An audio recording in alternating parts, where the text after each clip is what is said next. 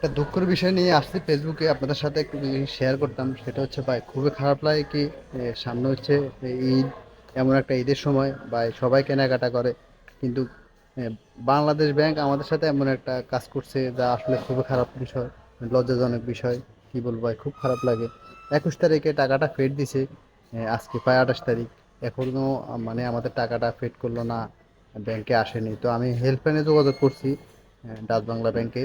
ওনারা বলছে যে আজকে তো ঢোকার কথা 27 তারিখে, হয়তো আপনি আর পাবেন না, পাইলেও আপনি ঈদের পরে 5-6 তারিখে পাবেন, এরকম একটা আশ্বাস দিছে। তো যাক ভাই, আসলে একটা খুব শখ ছিল যে এই টাকাটা দিয়ে হয়তো ভালো করে একটা ঈদ করব, সবাইকে কিছু টাকা গিফট করব, ফ্যামিলি আছে, যাকে যা পারে মোটামুটি কিছু একটা সাহায্য করবে এরকম আর কি। তো যাক, এখন আর কিছু করার নাই, কপাল খুবই খারাপ, চিন্তার কোনো কারণ নাই, কপালে যা রাখছে এটাই হবে ভাই, এছাড়া তো আর কিছু করার নেই। ঠিক আছে, সবাই ভালো থাকবেন, আসসালামু আলাইকুম।